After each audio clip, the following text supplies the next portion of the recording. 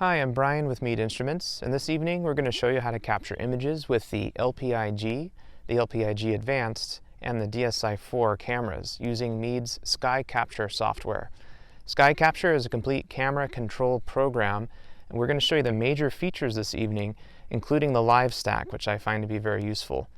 Please note that SkyCapture will only control the cameras mentioned, the LPI-G, the LPI-G Advanced, and DSI IV.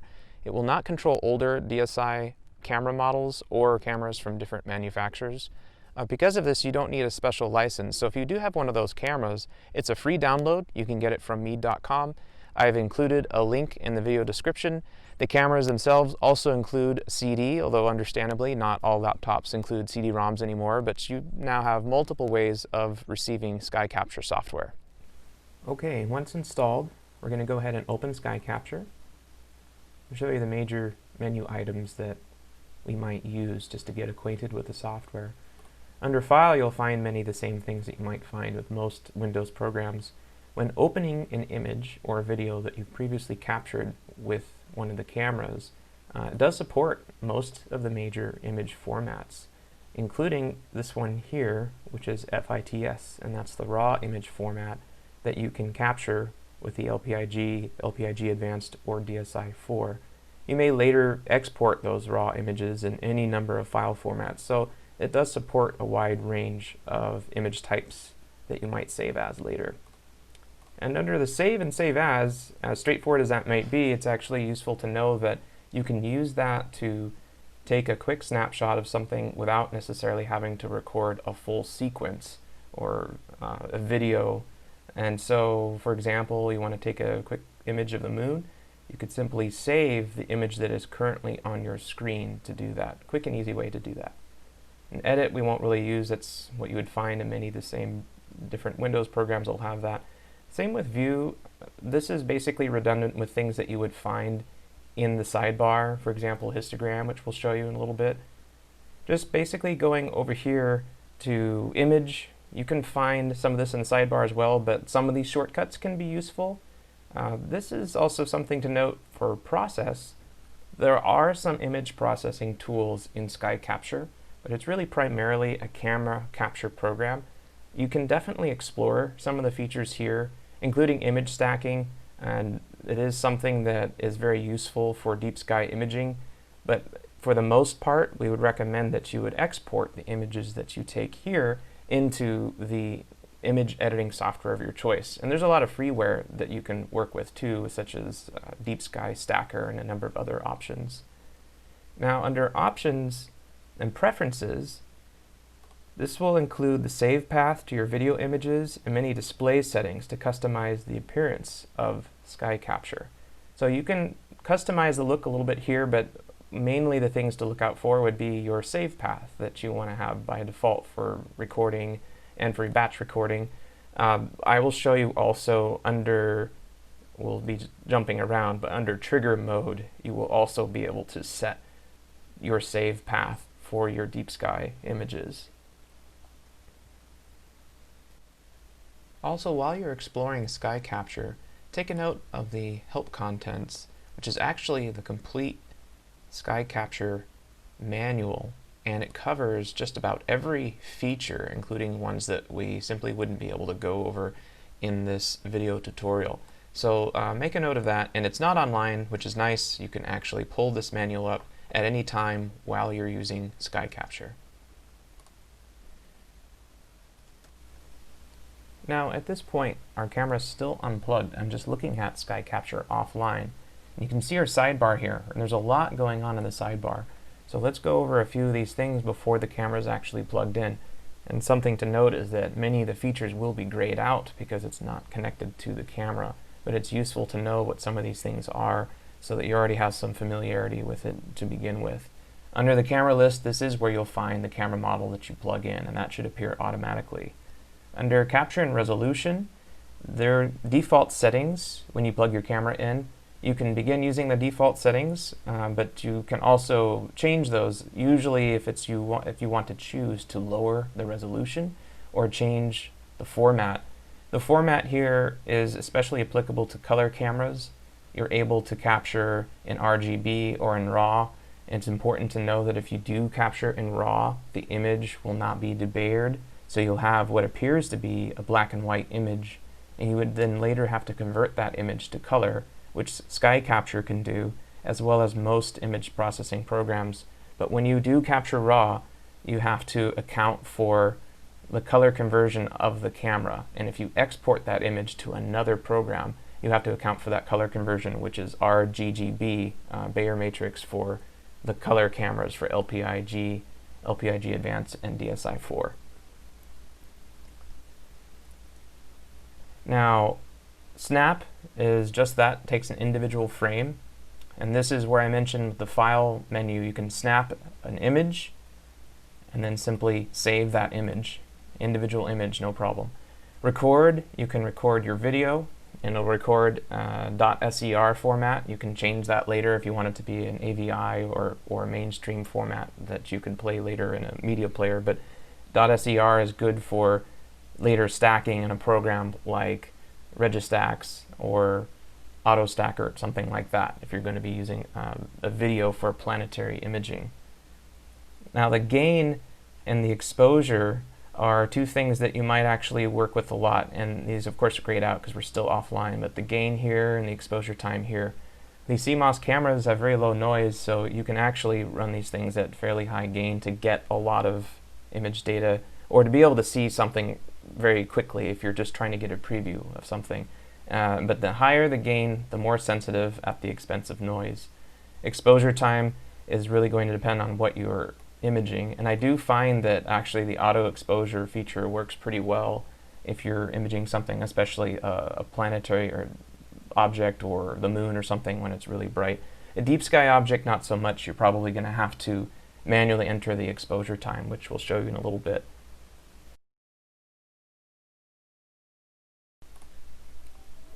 Now, to continue showing you the features on the sidebar, it's really better that we connect the camera so that all these grayed out features become enabled, and then we can better show you what they are and how to control them. So let's go ahead and connect our camera. It's very straightforward. You would just connect your camera to the USB port on your PC. If you are using the DSI IV and you have external power, also plug the 12-volt external power into the camera, and that will turn on the thermoelectric cooler. So I'm going to go ahead and plug the camera in right now, and then you should see the camera appear here under the camera lists. If your camera has been properly installed, it'll show up here. Now on my computer right now, I'm actually using a USB 2 port, even though in this case the DSI IV does support a USB 3 super speed, but it is backwards compatible since my computer currently doesn't support that, so that's something to keep in mind. It will only really affect your frame rate if you're trying to capture images for planetary imaging, and won't really have an impact for deep sky imaging, for still frame imaging, which is what my main focus would be if I'm using the DSI IV mono. Now, if your camera does not appear in the camera list when you plug it into the USB port, either the hardware is not recognized or the camera drivers simply have not been installed yet. So just confirm that you have installed your camera drivers with the CD that came with the camera, or of course you can download them from Meade.com, and I've included links for that in this video. The simple way to start, now that we see our camera in the camera list, simply click on the camera right here, and now your video, your live view will display here. I have the camera on my desk right now with the cap, so we're seeing a black frame, no light is entering the camera, but now all these features that we saw that were grayed out have been enabled, so you can better see these features. Now, I pointed out resolution earlier. This is the full resolution of the camera. It's 4640 by 3506. As mentioned, though, you may choose to decrease that, and please note that when you do that, you're actually cropping the frame to that resolution. So that's important to know, that you're going to be cropping the field of view when choosing the lower resolution. Unless you have limited space or a reason to want to use the lower resolution, I would typically always use the full resolution. Now, this is a monochrome camera, and it's showing the format here, RGB24. That's really not necessary because there is no Bayer matrix. So with the monochrome camera, you can always simply shoot RAW. If you're using a color camera, as I mentioned, this is very important because RGB24 will give you an instant color image that you don't have to convert later. RAW will give you what appears to be a black and white image that'll show the Bayer pattern that would have to be converted to color later, which is something you can do in SkyCapture, but if you do export your images later as a RAW, you will have to account for the color conversion, and it not knowing what the camera is if you're using a third-party program. That's something to keep in mind. With the DSI IV and the LPI-G series camera, the color conversion is RGGB. That's red, green, green, blue. That's how the Bayer matrix is arranged. Programs may ask you that. If you don't want to guess or you don't want to concern yourself with that, choose RGB24 for one-shot color cameras. Again, I'm using the monochrome camera. I'm going to keep this at RAW, but that's something to pay attention to if you're using a color camera. Now, the gain that I had mentioned and the exposure time, these have now been enabled, and we can turn this up. Now, even with a black frame, if I turn the gain way up, I may actually start to introduce noise here. And the reason why we don't see anything yet is, for one, we're still looking at a black frame. For another, this is a good time to jump over to the histogram. I'm scrolling down. We're going to go to histogram. Now, this being a black frame, most of the information is here in the shadows on the left side of the histogram. If I want to start to see what's going on, even with the noise in the image, I can click Auto. And look at that. This is the exact same image that we saw a moment ago. We haven't done anything to actually change the image. We're just changing the range that my display is looking at. And so now we can see a bunch of noise. There's still no light entering the camera, but you can see how noisy it gets if I just turn the gain way up.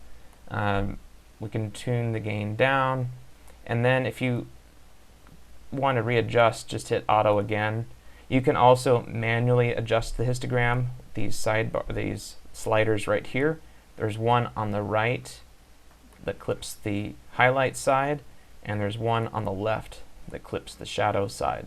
So I could manually bring this to a setting of my choosing, like this, for example, and this can be fine-tuned later.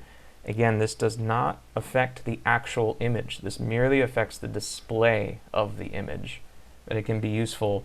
And you will probably find the same thing that I did just now. When you first plug in the camera and you connect, you just get a black frame. And of course, I'm not looking at anything right now. There's no light entering the camera. But even so, you should ideally see at least some noise, because if you do start to, when you connect this to a telescope, if you do start to see an out-of-focus star, you'll want to be able to see the background. Otherwise, you still might just see a black image, because an out-of-focus star might be like a very large out-of-focus point that you would not otherwise be able to see if you did not at least make an adjustment to the histogram or choose Auto on the histogram.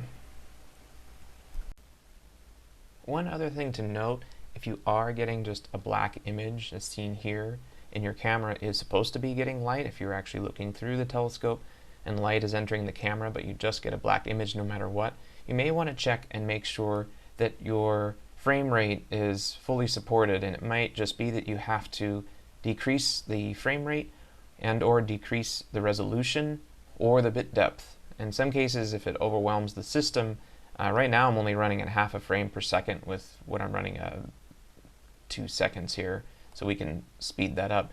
But this USB 2 connection that I have right now isn't going to run very fast. But if you have a problem with that, you can decrease the frame rate by increasing the exposure time. You can lower the resolution if necessary. You can also lower the bit depth if necessary. Preferably you wouldn't do any of those things, but it's something to keep in mind if you are not able to get an image at first.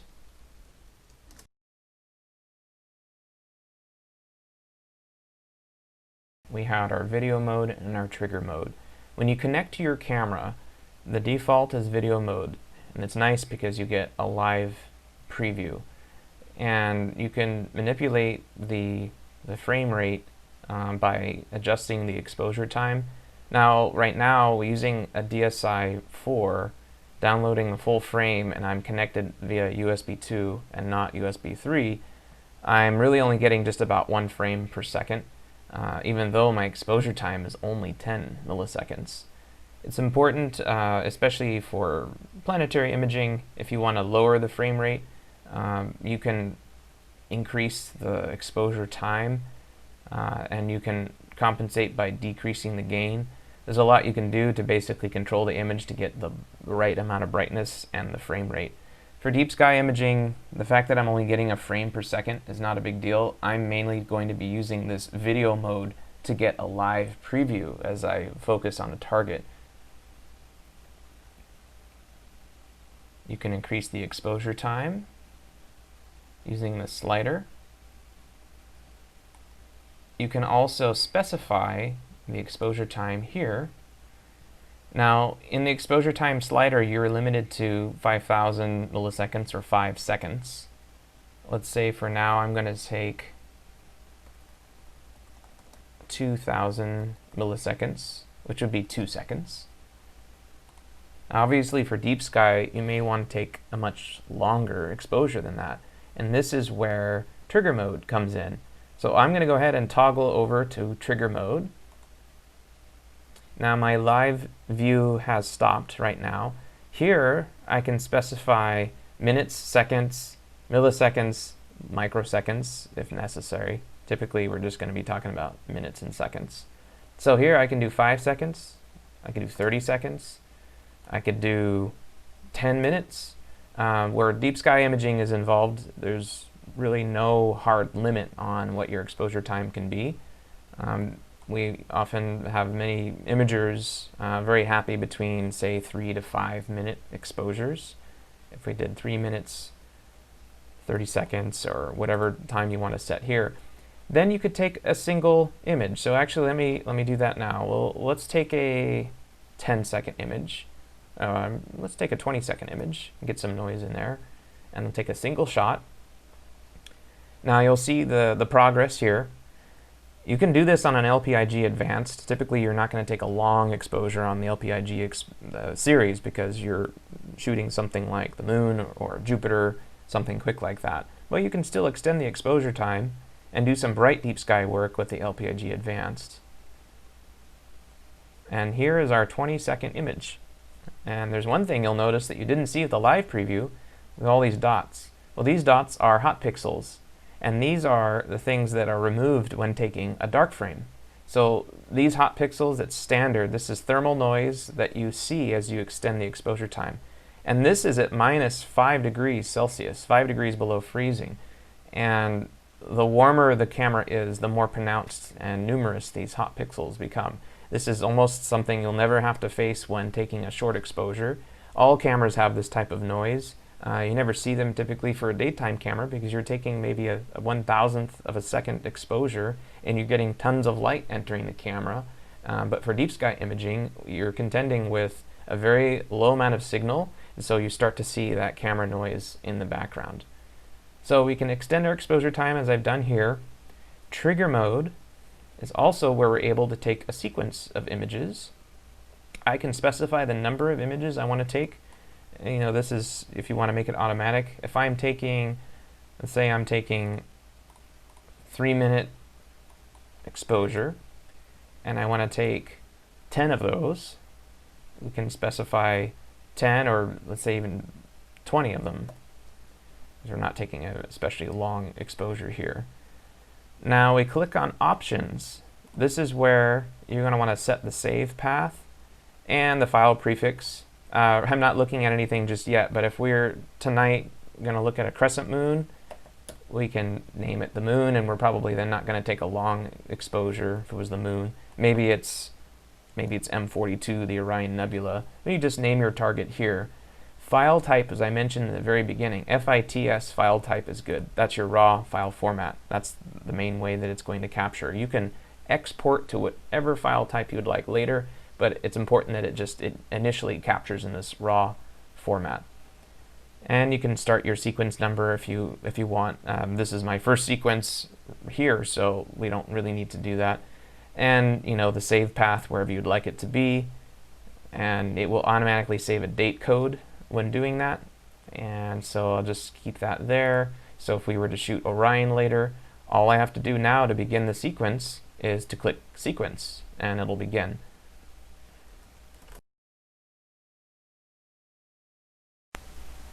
Okay, back to a couple of the things I showed you at first that were grayed out. We talked about resolution and format. We want to cover bit depth, which was grayed out before. This will change depending on the camera that you have plugged in. You notice it defaulted to 8 bits. Again, I would recommend that you choose the higher bit depth whenever possible. An exception to that is if you're going to stream images or stream video for planetary capture. 8 bits is then okay, because you may be taking say a 30-second or 60-second video that could consume easily a couple of gigabytes of data on your hard disk, even at 8 bits. If you choose the higher bit depth, it takes that much more space on your hard disk, and is usually not that necessary because you'll be stacking several hundred, even maybe a couple thousand frames for planetary imaging.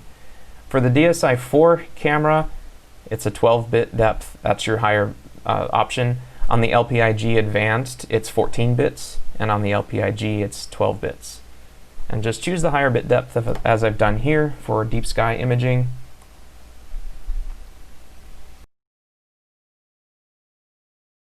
Now, since I'm connected to the DSI IV, I'll show you some additional features that are specific to that camera and for deep sky imaging. I'm going to go ahead and minimize the histogram and bit depth here because there's just a lot of options on the sidebar here. I'm going to go to cooling, and this only applies to the DSI IV. If you look on the lower right hand side of the screen, you'll see the temperature readout. In this case, it's 0 degrees Celsius. Well, how did it get to 0 degrees, which is freezing? Well, when I turned the camera on and connected to it, it automatically powered on the thermoelectric cooler.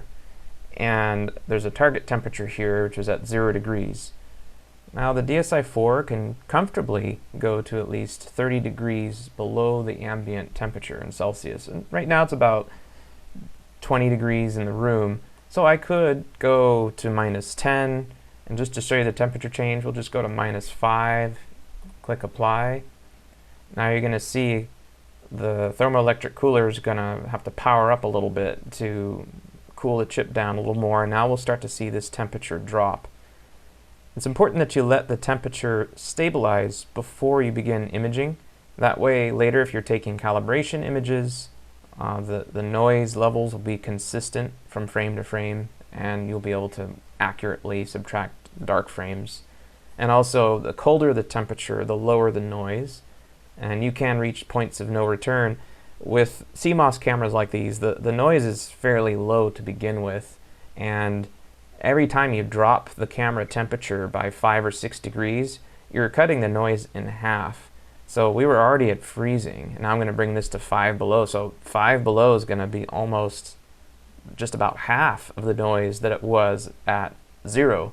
And at some point, it just gets to be nominal. So I mention this because it's really not necessary to try to push that cooler as hard as possible. It's actually good to have some buffer. Right now, it's only at 37% power and climbing as it gets to -5. You really don't want to see the cooler power sitting at 95% or something, because what will happen is throughout the course of the night, if the temperature increases, which it can do at night, suddenly you've lost your ability to now sustain this temperature. And it's more important to sustain the selected temperature than it is to have it be as cold as possible. So if I'm consistently -5 throughout the whole night, that's far more important than having it set to -10 and occasionally having it move up and down from 10 to 7 and having inconsistent temperature throughout your imaging session.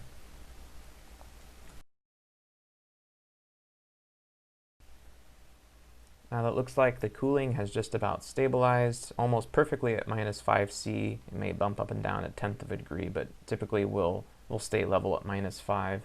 I'll go ahead and minimize the cooling menu here. Now let's go to dark field correction. This is applicable to all the cameras. It's especially applicable to deep sky imaging because a couple of things. Typically the image exposure is much longer and will therefore have more noise in it, especially thermal noise. And deep sky imaging is just naturally a little bit noisier because planetary imaging can afford to be a little bit more noisy because you're integrating so many frames. I mean, several hundred, even a couple thousand frames is common for planetary imaging. For deep sky imaging, we may only be stacking 10 or 15 frames. So we want to suppress the noise as much as possible. And again, longer exposures tend to show much more of that noise. But it is applicable to both cameras. So a dark field, also called dark frame, it basically isolates the noise with the camera capped. As I have it right now, there's no light entering the camera, so we're just seeing the noise. Some of this noise is fixed, like a hot pixel or something, and that noise can actually be subtracted in your light frame later.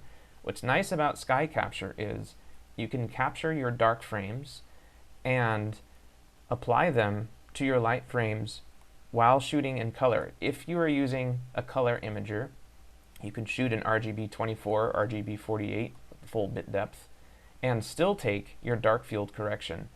Typically, if you export your images and you shoot raw, you have to shoot everything raw and shoot your dark frame separately to properly subtract the dark frame. Whereas in SkyCapture, you can do it on the fly, so to speak, in color if you want, and still be able to subtract your dark frames, and that's nice to be able to do. It also saves you a step in processing.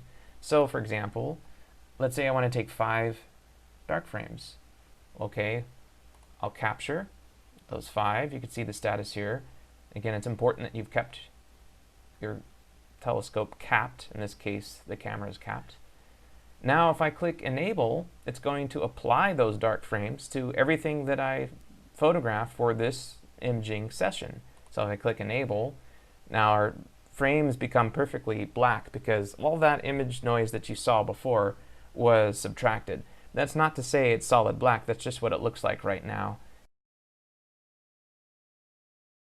Now there's also flat field correction. That's another form of image calibration.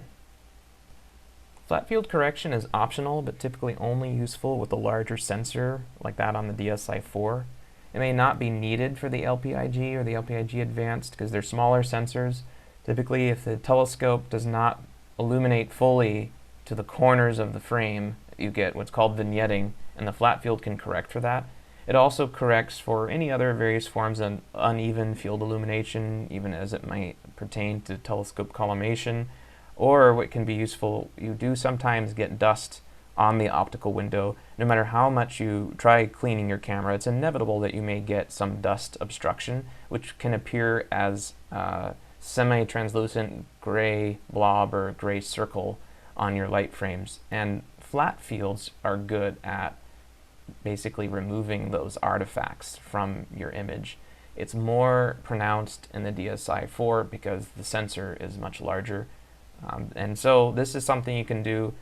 There's a number of ways you can do it.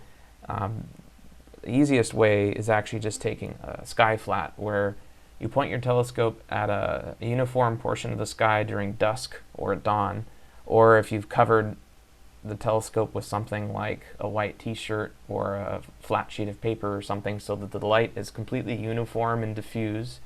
And then you take your flat field. It's a featureless, uniform light that you want to get into the camera sensor. And there can be an art form in doing that.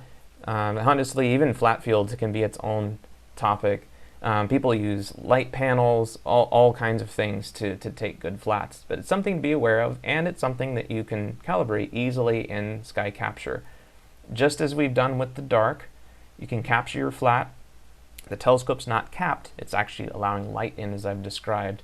And then you can enable those flat field corrections on the fly.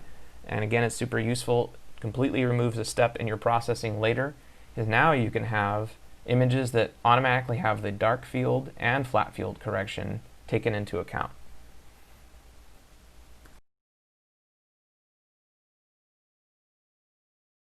Now, if you're going to be exporting your images to another program later for image processing, there's a couple things to note. We're going to have to identify what these images are later, whether you're taking a light frame or a dark frame, and that's recorded in the FITS header. So the FITS file format I talked about early on will apply here because it actually records all the metadata of your image. It'll do so automatically, but you can specify some of this if you're going to export it later. First, just take a look at the drop-down menu at the top here where it says light frame. you can specify the type of frame that you're taking here. So for example, if I was in trigger mode and taking a sequence of images, I would set my images here, take the photo, let's say it's Orion M42, but there's nowhere here that will tell you if you're taking a dark frame or a light frame. So it's good to record this in your metadata. In addition to that, it's also good to account for that in your naming convention. It's optional but very recommended. So for example, M42, maybe that's the image I'm taking, but maybe I'm going to also take a series of darks with it. So I would record the file name as such. Even though it's recorded in the FITS header, it's good to have it in your file name as well. One place you can go to if you really want to get into the details of the FITS header is go to Options, Preferences, then go to Metadata, and here you can intervene and actually add values of your own. There's a lot of information here, and this is what you'll find typically in a full CCD image FITS header. And many of the things you'll see is set to auto. You might actually take a look at filter, because for one, if you are using a filter wheel of some sort and you're using a series of filters, there's no value there unless you specify it, and that's something to keep in mind. So if you're going to shoot red, green, blue, you can specify the filter that you are shooting through here, and just to keep that into account.